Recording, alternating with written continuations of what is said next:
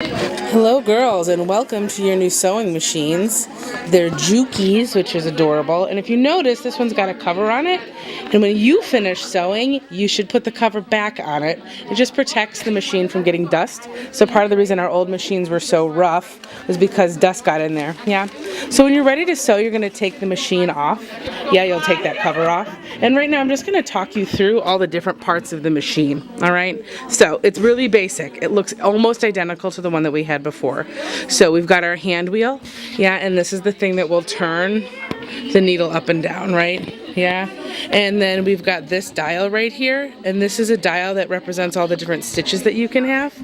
Does that make sense? Can we all see this? There it is. All the different stitches that you can have. They're represented here as well. You can look down here. This is the thing that actually makes it sew backwards, so when you press it, yeah, it sews backwards. You remember it used to be smaller up there.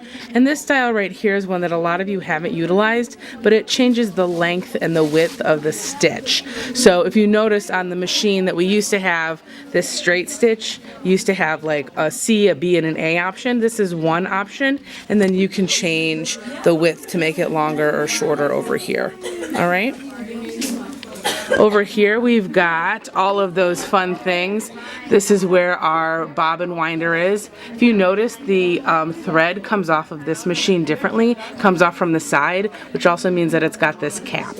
Yeah, and so don't lose the cap. If you lose the cap, the thread will come flying right off. And then if you follow it over here, it looks very similar in a way that would make you go ahead and thread the machine, which is in this next video, so don't worry about that right now. This is tension. Just leave it alone unless I'm talking to you about it. And then this right down here is actually something called an automatic needle threader. And so I will teach you how to use it. It's almost harder than actually threading the needle itself. And finally, the biggest difference in this machine is that the bobbin is not underneath. The bobbin lives right on top, which is so exciting. It's much easier to thread.